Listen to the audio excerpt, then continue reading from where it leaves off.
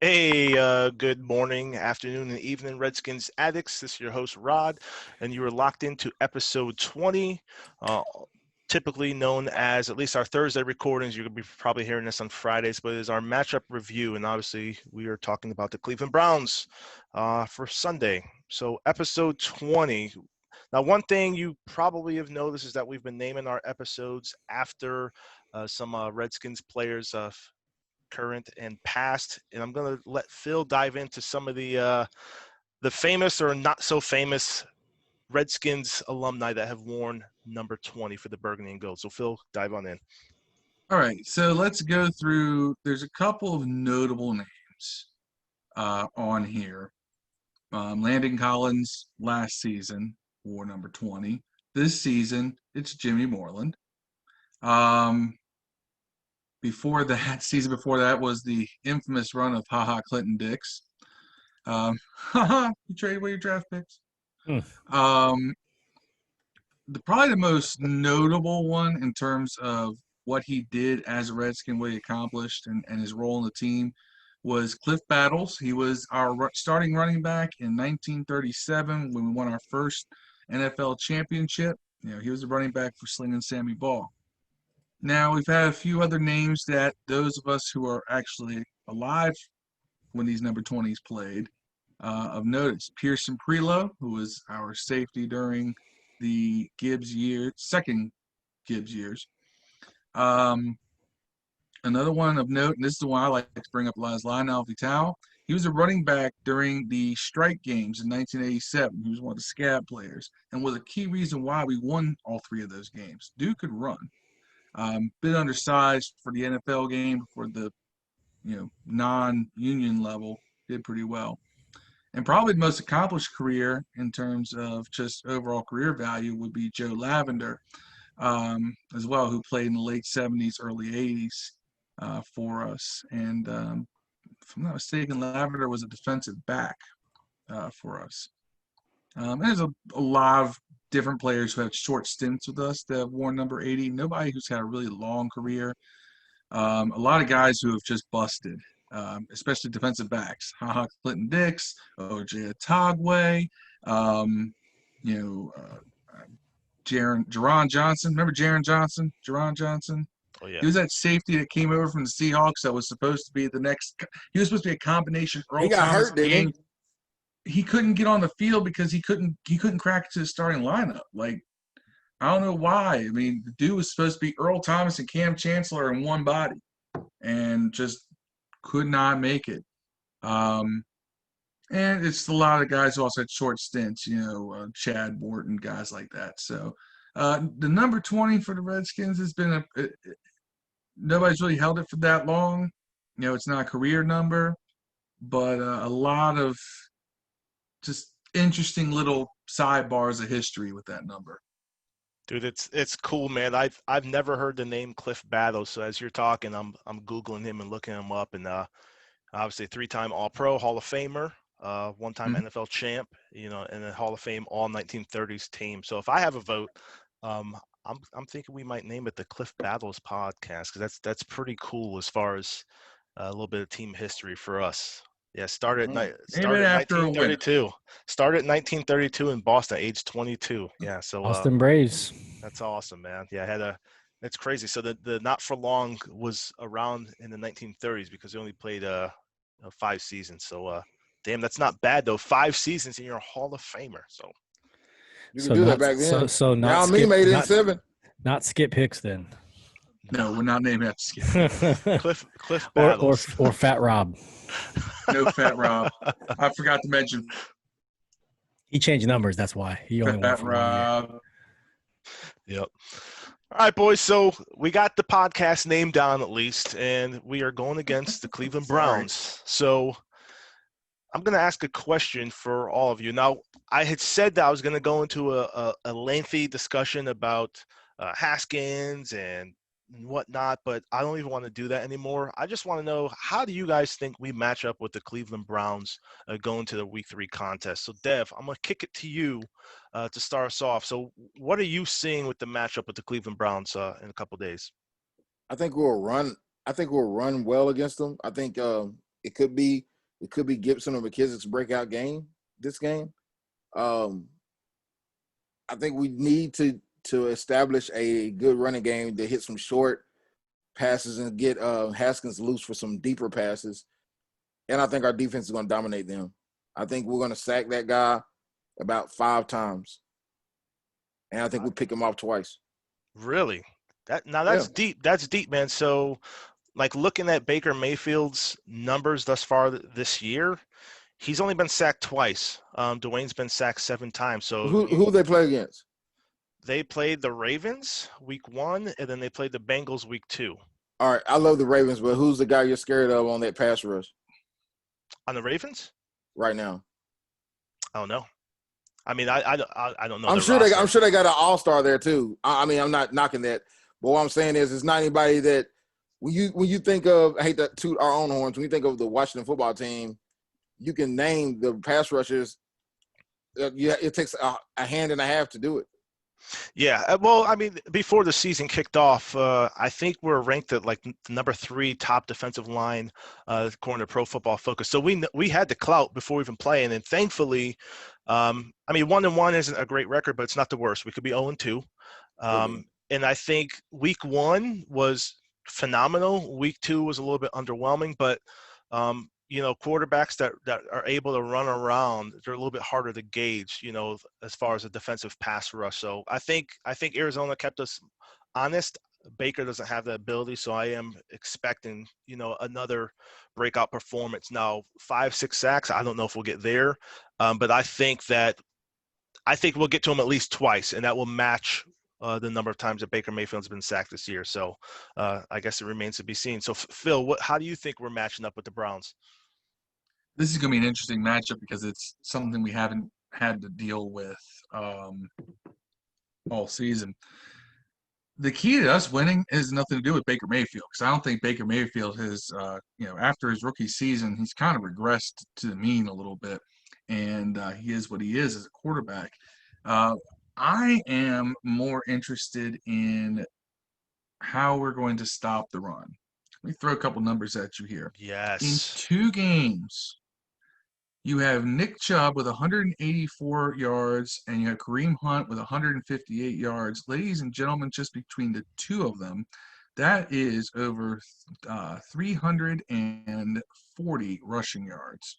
In fact, the team has 353 rushing yards, and they account for 342 of those yards. So, what a 2-headed monster, man. That is a monster. That's, they're averaging 176 yards a game on the ground as a team. Yep. But they haven't played the Washington football team, bro.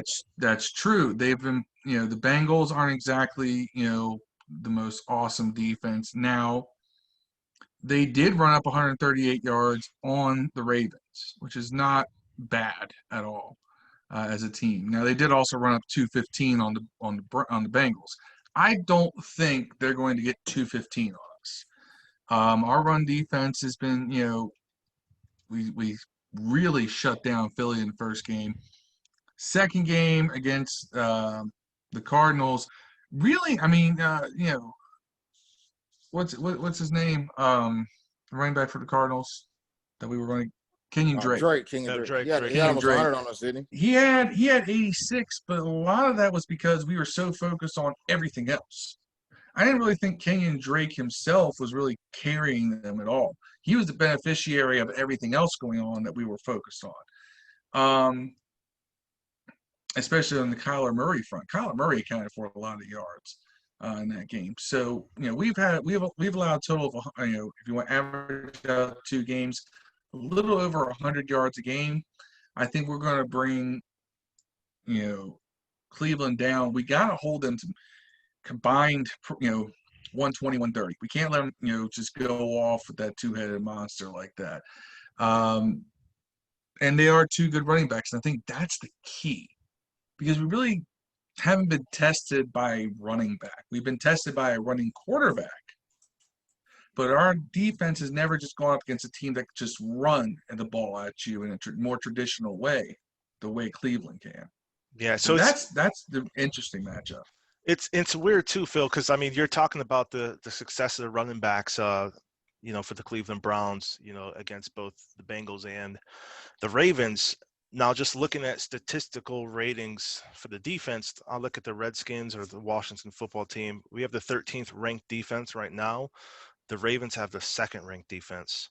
Um, Now we know their cornerbacks are a hell of a lot more competent than ours. And I don't think that their pass rush is as capable as ours, but it is concerning when you talk about the success that the Browns did have. So I'm hopeful that we're able to pull through and be dominant, be the dominant team that we saw week 1 and not the woeful team that we saw week 2. You know, it's a week to week league. You know, you look great one week, you look horrible the next, and then you kind of rebound. I think the character of this team will be tested to see if they're able to rebound, and that's something I'm looking forward to. So, Steve, how are you seeing this matchup? Is there anything different that you've seen or heard from the other two guys who just spoke? Well, one, Baltimore has Calais Campbell. That dude's a beast. Yeah, yeah. Absolutely. I was like, I know they got one guy. I'm not as optimistic as you guys are on this one. I think where our offense is severely overmatched against their defense. So, you know, they have Olivier Vernon and Sheldon Richardson on the line. Those are two pretty good guys rushing the passer. In their cornerbacks, they have Denzel Ward as their cornerback 1, and they also have Carl Joseph at safety. So defensively, and Myles Garrett, we already said it before. So their defense matches up way better than what our offense can provide. So I think we're already behind the power curve with that respect. I don't think our offensive line can check their defense right now. So we'll see what happens. They got to be creative. They got to do quick hits. The stats have shown that Dwayne, you know, does better with that type of tempo. Screen passes, Seymour Gibson. As far as our defense matching up with their offense, you know, on the surface, we're like, yeah, they do so well. But Rod posted this in the group the other day. I hate to go back to PFF, but right now Cleveland is third in pass blocking and first in run blocking. So it's going to be interesting. A struggle. It is going to be a struggle. Their O-line on the surface is good. So this might be their first true test because I believe we're the most complete defense they're going to be facing. So our offense doesn't match up well to their defense, but I believe our defense matches up well to their offense. However, I don't know if our second cornerback, whoever that's going to be Fuller, or if that's going to be Moreau, or now if it's going to be Moreland, they might struggle with lining up against OBJ and Jarvis Landry. And they also have Austin Hooper. So, you know, we don't cover tight ends well. We figured it out against Philly, but yeah. So I'm worried about our cornerbacks and our offense. So yeah. I don't know if we match up as well as everyone thinks we do. I agree with you, man. And just the battle is going to be won in the trenches. And the stats that you just stated about Cleveland's offensive line is what really scares the hell out of me. But it's interesting. So I said I wasn't going to talk about Haskins, and I won't necessarily talk about him, but I'll share some of the numbers comparing just the position. So the Browns have a 59% completion percentage, 6.6 yards per attempt, 408 passing yards, 3 touchdowns, 2 interceptions, QB rating of 81.9. And then you go over to the Washington football team, 56% completion percentage, 6.3 yards per attempt, 401 yards passing, 2 touchdowns, no interceptions, QB rating of 85.5. That's going to be the key for me. Like, it's not necessarily the key, but it's an interesting part of how we match up. Both quarterbacks haven't been world beaters this season. It was interesting to read the headlines last Friday morning after, you know, the Browns Thursday night game. A lot of them said that, hey, Baker Mayfield's back. He's got his swag. I am going to talk about Dwayne Haskins. I got to do it. But, you know, people had said, hey, you know, he's not living up to his expectations, his standards. He's pretty pedestrian. It's just always interesting to me when you see that dynamic. And then when you really deep dive and look at the numbers, they're both young quarterbacks. One guy's in his second year, one's in his third year. That's the interesting part of the matchup for me. Which guy is going to be more than just a guy, and I think that's the most important thing. And we need Scott Turner to allow our guy, Dwayne Haskins, to get into a rhythm and be successful. So with that, I'm going to transition to the keys to the game. Key to the game for us, we got to establish the running game. And I think Dev had kicked off the pod saying, hey, he thinks McKissick and or Gibson will be super beneficial. Right now, we're averaging 3.3 yards per carry. Phil went into the stats of the Browns. They're averaging 5.7 yards a carry. So if you're handing the ball off to a dude and he's getting you halfway to a first down, that's huge.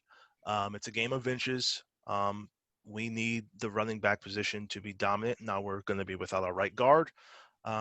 So there has to be a game plan put in place by Scott Turner and needs to be executed to perfection. And just my brief synopsis for the whole keys of the game: play 60 minutes. We cannot have this Washington football team come out again flat in the first half. It's exciting to see them actually make halftime transitions and changes. We need 60 minutes. If they're not going to play from the opening kickoff, we're going to get our ass kicked. Who's starting right guard? Wes. I think Wes Schweitzer is. So the guy who came in. Worcestershire sauce. Is that what Yeah. So the guy who came in for Sheriff last week, he's going to start. He played better than Sheriff. It's debatable for me. I saw that dude give a left palm thrust to a rushing linebacker. Completely looked out of the way. I mean, I shared it with you guys in the admin chat. I'll probably put it up in the Redskins Addicts group if I haven't shared it already. But hey, if you're able to have a good tempo, get Dwayne comfortable early so he's not over analyzing what he needs to do and just allow him to play football. That's the key. 60 minutes of football is what I'm saying. So I'm going to kick it down to Phil to start the segment for y'all. Phil, what are your keys to the game for week 3? Tempo. I think that if we're having sustained drives and we're keeping the tempo up, and it's a lot of quick huddle, it's a lot of no huddle, it's keeping things moving. You accomplish 2 things. One, you keep the ball out of Cleveland's running backs' hands, where they could seriously just grind you down. The other is that you gas out their defense, and I think that their defense. Here's a key stat I was looking at. Their defense has been bombed on for 6 touchdowns and 0 interceptions this season. Lamar Jackson and Joe Burrow both went big. Now, a lot of people like to do the Burrow hype. Granted, Burrow also had to throw 61 passes, but he was able to get off 61 passes, and they didn't intercept a single one. Same thing. Lamar Jackson went 20 of 25 for 275 and 3 touchdowns. So if we can avoid the pass rush of someone like Myles Garrett, and by having a quick up-tempo game, I think we can. But at the same time, you can expose the fact that their pass defense is suspect and gas out that defense, which then opens up the run. I know traditional NFL thinking, run the ball to open up the pass. I think in this case, we need to pass the ball to open up the run, and the way the run can be more effective. And I think that's going to be Ron was there last week. We were just behind by a lot. Yeah, well, we did. It was weird. We ran the ball in spurts. Like we'd have 1-0, 1-0, 1-10. Yeah. 1-0, 1. Now, lack of consistency. Yep. Yeah. So the stat line looked decent, but we need something better than stat line. We need the stats to come from consistent work instead of peaks and valleys. So. But I think that would open up the run a little bit, because now once you get those rushers, that you got them gassed a little bit, then you hit them with the draw player, you hit them with the RPO, and all of a sudden you got Gibson slicing through a hole, and he's getting 8, and he's getting 4, and he's getting 6. If we're gonna run with Gibson as RB1, or McKissick, or Peyton Barber even, or maybe that's how you get later on in the game. Start handing off Peyton Barber and let him start grinding him down once you have, say, like a 17-10 lead or something like that. I think this is going to be an ugly game. I don't think we're going to be winning pretty, but we're going to be winning effectively. And I think, it's not going to be rainbows downfield or anything like that. No, it's going to be quick hitters and things like that. We're going to keep the tempo up, keep the pace moving, and maybe something like that downfield opens itself up. Yep. No, I agree. And that's interesting. I like your point where you're talking about, hey, it's it's kind of counterintuitive to what we always hear as far as running to open up the passing game, but you're looking to pass to open up the run. And hey, if that's what's going to work for us, I'm all for it. But tempo seems to be the theme between you and I thus far. Dev, how are you feeling? What are the keys to the game for week 3? How are we going to beat those Cleveland Browns? No turnovers. We need to definitely create turnovers, and we need to just on drives we're not really doing well on. We need Tressway to always go back to him, get us in good field position on defense. But I'm going for no turnovers is my key to winning. It was a key last game and we lost. No turnovers. And that's so right now, as you're saying, I'm trying to pull up the turnover differential just to see where we only had one list. turnover. Yeah, we last game, haven't. though, right? Well, you count fumbles. We had 2 Cleveland's at fumbles one game. -2 so far. We're at +2, so we're up there. We're actually doing pretty well. So we're eighth in the league at +2, and you just said Cleveland's at -2. They're towards the bottom. So yeah, I mean, hey, winning the turnover battle will definitely help us out. It's going to help out a young quarterback who's still trying to get his footing. There's no preseason. I've said that in numerous pods already. I think this is game 3 of the preseason. This is a dress rehearsal. This should be what we want our team to be. And unlike a preseason where it's a vanilla offense, hey, they're actually going to script some plays. Hopefully Scott Turner scripts us some good plays to get us really started and going. Because I think he's a decent play caller outside the first 15 plays. If we can score on an open and drive, that's going to be huge for us as well. Just get some good early momentum to get us really going. So, Steve, you're going to be the last one to close out this segment. What are your keys to the game? What's going to make us hopefully successful in Cleveland come Sunday? I already gave my thoughts. No, you didn't. I'm just kidding. You son of a bitch. Hey guys, okay, the host had a little bit more than normal to drink last time we were together. Yes, thank you. So my key to the game this time is one thing, and it's third down conversions. We are last in the NFC, and we are last in the NFL at 30% of third down conversions. That is not going to fly. That is unsatisfactory. You cannot win games being dead last in the NFL at third down conversions. We are 9 for 30. It's not going to fly.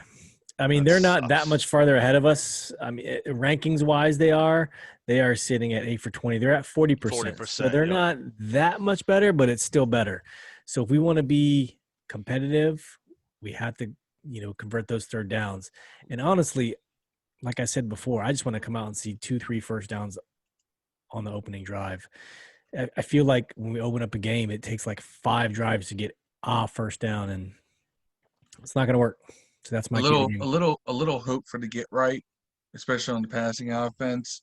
Cleveland's defense is allowing their 14 and 29 on conversions. So opposing offenses are converting almost 50% of the time on third down on Cleveland's defense.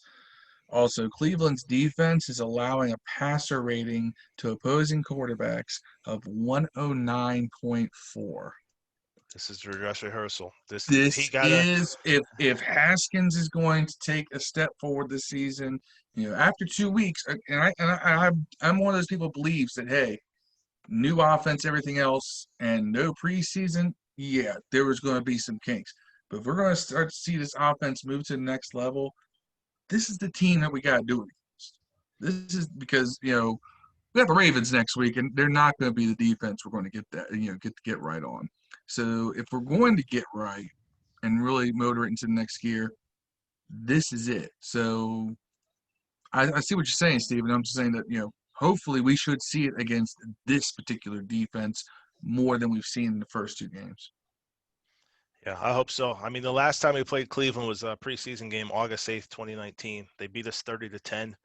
Preseason doesn't really matter much, but Dwayne has at least seen this team. I can't really pull up the stats, unfortunately. I'm on NFL.com. It's not working like I'd want it to, but yeah, man, defense. If we can exploit them, they got the 17th ranked defense in the league. We got the 13th, so we kind of win that battle. Just looking at league rankings, we get the 31st ranked offense. Ouch. They had the 16th ranked. So obviously they're winning there. Passing, we're right, 31st to 28th. And then rushing, we have the 24th rank. They have the 2nd rank. So on paper, it sort of gives Cleveland the advantage, but reality can skew the numbers. So I'm hoping that's what we see on Sunday. So we've given you our keys to the game. Our next segment is the Washington football team wins if. And I think it kind of was sort of meshed in with the keys to the game. I do like what you guys said about, I think Dev said the turnover battle. Cleveland will have fans in the stadium. This is the first game that the Washington football team will play in the 2020 season where fans can have an impact on the outcome. So what we need to do, we win the game if we are able to not only convert third downs, but have manageable third downs, a 3rd and 2, 3rd and 3. We can't get to the 3rd and long situations. If we're able to consistently move the ball on 1st and 2nd down, I think we'll win this game. I'm not going to be super arrogant about like the final score or anything like that. I'm not going to say we're going to bludgeon them to death. But I think that this is a game that is winnable. They're 1-1 just like us. They've lost to, a Super Bowl contender in the Ravens, and then they beat what should be a punching bag in a shootout with the Bengals last Thursday. So I'm not sure if we're a shootout team. I mean, we're not really calling the games like that. So I think we got to keep it close. So we win if we keep them honest, keep them close, and manage the ball on 1st and 2nd down. Steve, I'm gonna kick it to you for this segment to jump in first. So what makes you believe we'll be victorious on Sunday? So Washington football team wins if what? Yeah, I hate to cop out and say two things, but they're both intertwined. I would say if we stop their run and we run the ball, like Phil already said, I mean, Nick Chubb, Kareem Hunt, man, that's a nasty duo. So if we can stop the run, and then if we can finally commit to the run, we haven't committed to the run all year.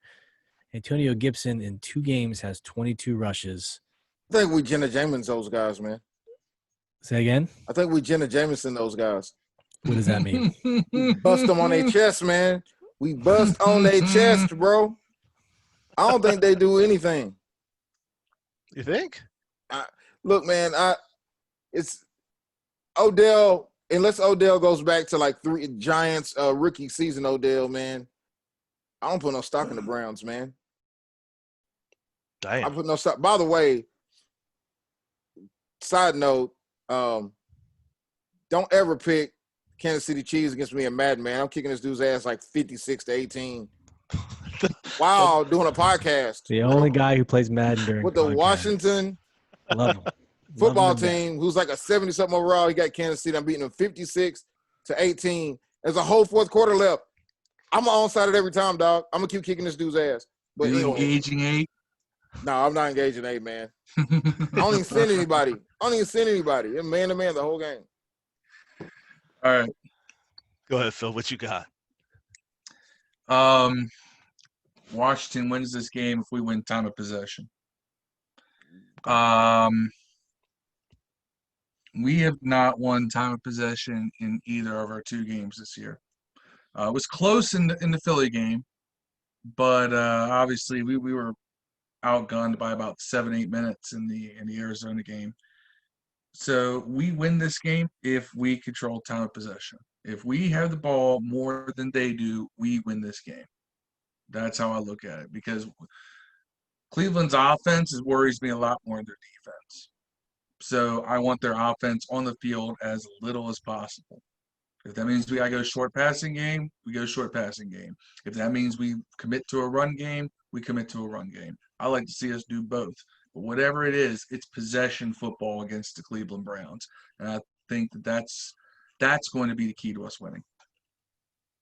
Time of possession. Wow. And that's interesting. I thought we controlled the ball more week 1 with the final score. But I think the defense put us in advantageous positions as well. So I that makes sense why Philly would still had the ball longer than us. But yeah, that's absolutely. I mean, you control the rock, you control your own destiny. You're not really forced to play catch up. So hopefully, if you're controlling possession, that means that you're consistently scoring points on drives. I want to see 7 more often than 3. But the point is when we get the ball on offense, be productive. Right. No 3 and outs. Don't put yourself in stupid situations. I'm sick of seeing the jet sweep on the first 3 plays of They never even hand it off, do back-to-back they? games. No, it's a fake. It's just so maybe I think that's going to be what's going to happen. They're actually going to run the jet sweep on the first play to kick it off this Didn't week LE 3. predict that last week? He probably did. He's not here to defend himself, so Yeah, I'm taking it from him. He did. He almost laid money on it in the group. Oh man! So what are your guys' final predictions then?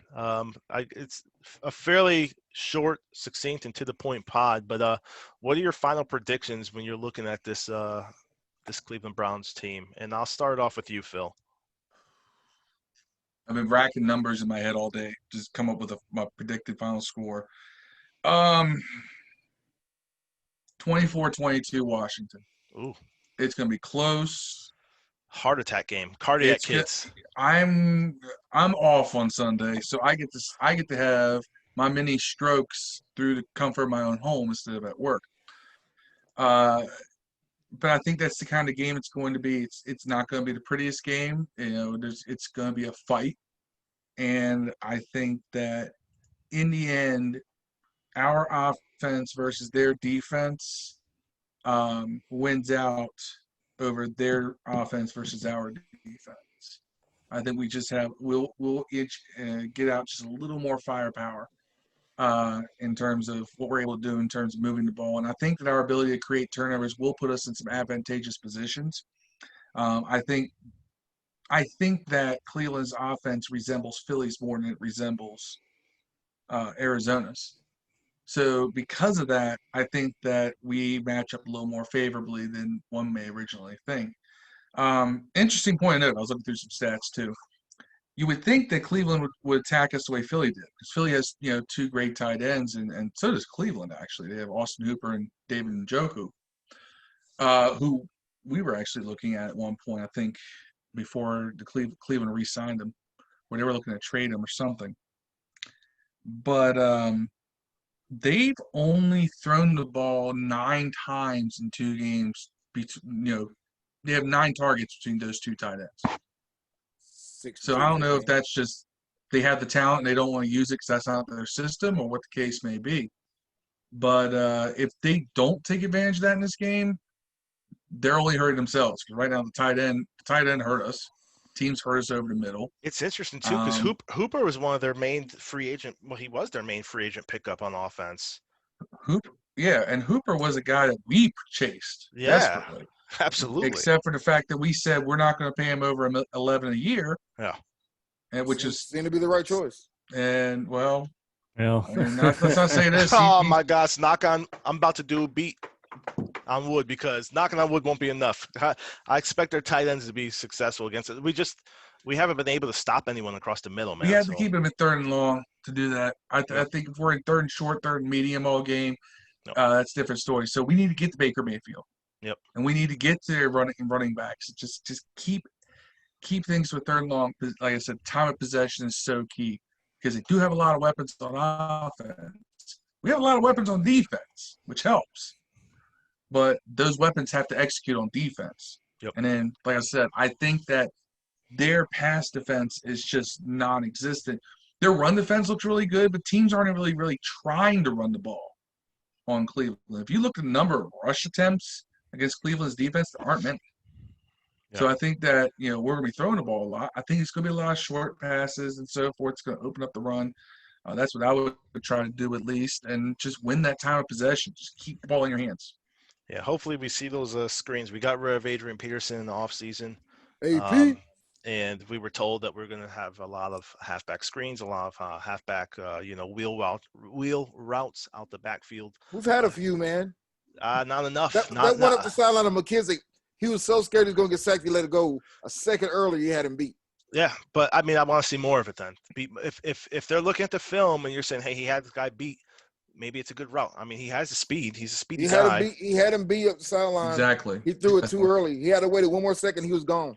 Yeah. Did he have a second? Did he? No, he had a second. It's like he was anticipating it. Okay. I want to say it was maybe the first game game he ran a real route right to the right sideline.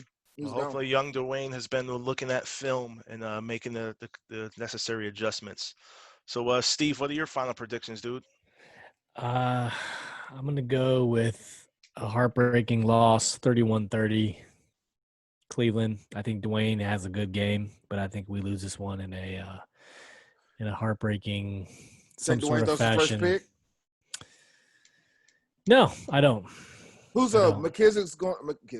McLaurin is going against what's their corner Denzel name? Ward. Denzel. Ward. It's gonna be a good matchup. I mean, same thing. He's had Darius Slay on him for game 1, and he had Patrick Peterson on him for game 2. So he's been finding a way. I don't put Ward in the same class as those guys. No, he's just a good cornerback. He's not like elite. He's not top. I think Denzel Ward might get Patrick Peterson right now. Right now, he might get Patrick Peterson. I don't know. But yeah, I think heartbreaking loss, 31-30, but I think Dwayne plays a good game. Okay. Dev, how you feeling? Oh, go ahead, Steve. I think you were getting ready to jump back in. No, I was going to say, in case you haven't noticed, Fitzmagic is 11 for 11, 123 yards, 2 touchdowns, and they're up 21-7 on Jacksonville. Come on, Jacksonville. Get in the game, Come on, man. Gruden. I picked you guys to win this game. L1C4. I just looked behind my shoulder. I got the game on behind me in the TV. It's Jacksonville in a 3-point spread. Come on, man. I got some Suck it, Gruden. Suck it, Gruden. The Gruden effect. Hey, Dev. Come on, Chris Thompson. What's your final predictions for Sunday, man? You asking me? Yeah. Dev. Oh, I'm sorry. I was like, did you ask me just 28, 17, Washington. 10 points. Red Wolves. And we're going to definitely win the game. We're going to lose next week, though. But now we definitely going to win the game. We're going to be singing hell to whatever our name is. Those exact lyrics when we win. 28-17. So I think, unfortunately, I may side with Steve in it being a loss for us. So we're at 50-50. Here's the thing, man. Like, I want to be the overly optimistic homer with them. I just don't know what team I'm going to get, man. Am I going to get the week 1 team that's has a lot of intestinal fortitude and are able to pull themselves out of the depths of hell and be successful? Or am I going to get the team that tucks its damn tail and gets its ass whooped by Mighty Mouse? They didn't lose to Arizona. They lost to Murray. Yeah. No one else did anything. I mean, Hopkins, but because of Murray. So we had a Sooner quarterback week 2. Ant-Man was dope, week 3. All right? Ant-Man. Yeah, Ant-Man was tough. But Murray's the man, dog. I like Murray a lot. But I don't think Baker – I don't have the same confidence that Baker's going to be able to make any of those plays. Like, I got to feel – maybe he can get it to Odell Beckham. Maybe he can do something. I'm more scared of the running backs, Chubb, and I think the backup running backs are better than him. Yeah. Kareem Hunt, yeah. I would love to have had Kareem Hunt here, man. But nonetheless, I think that those are the guys we only got to worry about. I don't think that Baker can beat us, man. The only way Baker puts up numbers on us is if the running backs are putting up so many numbers, you have to put like 8 in the box the whole game. I hope I'm wrong. I hope Steve's wrong. I hope that the return of Kendall Fuller is what we needed. Hopefully he's our missing fucking link on defense. We've all gone back and forth as to whether or not the Apke's only the reserve holding it down for him to come back. Like, we don't know how they're going to use him. There's no preseason. We've never seen the dude line up. And even in camp, the media access was so limited. I can't recall how Kendall Fuller was lining up in camp, whether he was a cornerback or a free safety. I'm not sure if you guys can recall, but I think that he needs to be making his presence known. Week 3, he's going to be a huge uplift to our defense if we get the Kendall Fuller that we had not only in DC a couple years ago, but the dude who had an interception in the Super Bowl. Yeah. Absolutely. So if we get that guy, a ball hawk who's able to make a play, we win the turnover battle, which we said earlier, then maybe me and Steve are wrong. I mean, Steve's close, 31-30. I didn't give a final score prediction on mine, but I just don't see us winning the game because I don't believe in this team yet. Give me a score prediction. Let's see what you're feeling at the moment. The homer in me wants to say that's going to be like 35-38 because I want Dwayne to go off, and I want it to be a heartbreaker. Like, holy shit, we lost by 3. And about 138 on us this year, bro. I don't know, man. So, okay, final score prediction for me, I say 31-24. Will be within reach. I think it'll be back and forth all game. I think there'll just be, a last minute touchdown to seal a deal, break our, Apke. So before I go into the typical shout outs, I'll close with Apke. He's our weakest link. I thought he would be good. I fucking hate the guy now. And today on Twitter, I got hit up by a Kendricks Gladney Jr. So he's a grad transfer. The kid graduated from Middle Tennessee with a bachelor's in liberal studies. He's working towards his second degree in graphic design at Coastal Carolina University. So he's a grad transfer. He's still playing ball, but he hit me up on Twitter. And he's like, hey, bro, like that Apke video was hilarious. He's like, maybe y'all going to draft me next year. So, yeah, I kind of looked at the kid's stats. He's 6 feet tall, plays linebacker. Whether or not he has the tools, I don't know. I haven't seen any tape about him, but I told him I'd shout him out on the pod. But I said, hey, if we end up drafting you, come to D.C., like I got dibs on the signed jersey. So Kendricks Gladney Jr., if you're hearing this and you actually do make that dream of making it to the NFL and playing for and he's a Skins fan, Washington football team is a fan as well.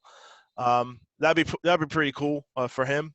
And I'll get a jersey. I'll get a signed jersey, man. So, Kendricks, hopefully you hear this. Hopefully it makes you smile and laugh a little bit, man. But yeah, it was funny. I enjoyed getting the inbox message about Apke. Kendrick said, hey, maybe we go after Earl Thomas, and that's something we had spoken about before as well. So, yeah, I just want to see that safety position shored up. So, without further ado, we are now at the shout out phase of the pod. I will shout out Ellie. He's not here. He can't make Thursdays, Thursday evening pods. So, yeah. Shout out to his name's Lorenzo. If y'all don't know, man. My favorite nerd. That's admin inside baseball for all y'all listening. My favorite nerd. He can't defend himself, so take any free shots towards Ellie right now, man. Antonio Gibson goes off for 200 yards. He said, right? Yeah, exactly. Nah, he says he's gonna break the single game record. He says he's gonna get 297. Oh man, let's go. I hope. Let's do it. It'd be nice if he did. I would love it. Oh my god. I have whatever hell he's smoking if that happens. He didn't say none of that, dude. Oh no, man. What are your guys' shout outs? Who are you showing some love to this week, man? My neighbor Dave, don't know his last name, but he looks like the dad on Family Guy. But he definitely is. I see him in the hallway. It's kind of a coincidence we are in Kentucky where there's no Washington Redskins fans. But the guy I work right next to at General Motors downstairs had a Washington football tattoo on her back of her back. Redskins helmet, old school. So shout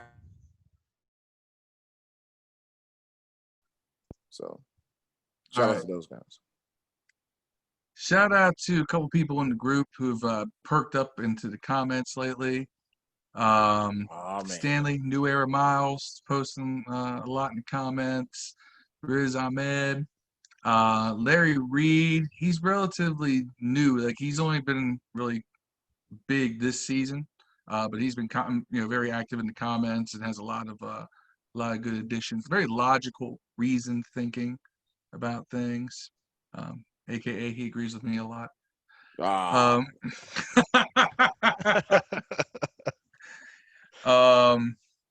And shout out to my man in the group, Kurt Cabot. That's my best friend since high school. Stationed down the games unless he can find a way to get a stream because he's down in Saints country. So I'm always trying to hook him up with stream links. So shout out to all y'all. No, definitely, bro. FBI, he's just joking. We're not illegally streaming anything. I didn't say illegal. I just said hook him up with streams. Hey, before we pass to Steve with a shot, I just want to give a shout out to the people who actually fill out the entry survey to get into the damn group and don't try to sell shit. So I'm not sure. I see Steve is smiling and laughing, so maybe that's going to be one of his shout outs. Nobody said shit on there but me. What do you got, bro? My shout out is Purcell Smith, because as soon as that dude, whatever his fake profile ass having was, he said he posted the gifts. He's like, oh, it's coming. And sure enough, it came. So shout out to Purcell Smith. Yeah, for laughing ahead of what was coming, because in our group we like to keep this about football. We like to keep this about Redskins. So there's a reason why Rod made that question, because people come in and peddle their shit. So don't come in and peddle your shit. Engage. If you're a journalist, engage with us. Talk to the members. I mean, that's all we want. The people who we allow to peddle their shit do so because they've earned that right to do that. They've earned it, and they're trusted entities. So here's the thing, like, I don't want to get our group shut down because someone says, hey, I bought something on Redskins Addicts. No, you didn't. Some random idiot posted a link that's fraudulent. And a lot of it is it's cheap Chinese bootleg shit, man, that they're posting. And the dude had like some weird name with a bunch of squiggly characters in it. And red flags. Yeah, like red flags. Like, listen, man, like, hey, like, don't come in here and like the dude's name like Munir Hajib, but then he's a white dude from Carolina. Like, come on, bro. Like, that shit's not real. The fake profile pictures we know get me every time. We know Hajib, man. You know what's up. Like, it's, hey, man, like, dude, like, if you're going to come in and you're going to rock with us, like you said, like, that's cool. You can put up a link. You can sell your shit. I don't care. We don't care. I just don't want anyone to get scammed in the group. So, yeah, whenever we see that, we're sure to kick it out, man. So basically, you buy from Deb, you buy from Fred, you buy from Mark Flaherty. I don't have a store anymore. Thanks, and shout outs to Ivan Lambert and Adam Aniba, because you guys engage and post your journalistic stuff. So that's cool. We appreciate it. We got to get Adam on too, man. I've interacted with him a couple times on Twitter. We've been in the inbox, but I just haven't had the schedule. So I'll reach out to him and hopefully we can get him on before I head out. So maybe next Thursday, guys, if you guys are up and Adam's open, maybe he'll be a featured guest for us. So that'd be pretty cool. But or Monday at the Victory Pod. We'll see. Ooh, even better. Maybe we'll both be wrong, but it'll feel great to be wrong. You predicted a loss. It'll be great. That's what I said. I want to be wrong. You know what? That's called hedge betting. No. Yeah. LE. Terrible hedge better. So either way, no. I'm guilty. Boys, it's been a good one. I appreciate your time and efforts tonight, and it looks like podcast 20 is done. Signing off, man. Be safe. Peace. Peace. Hail. Peace. Hail, yeah.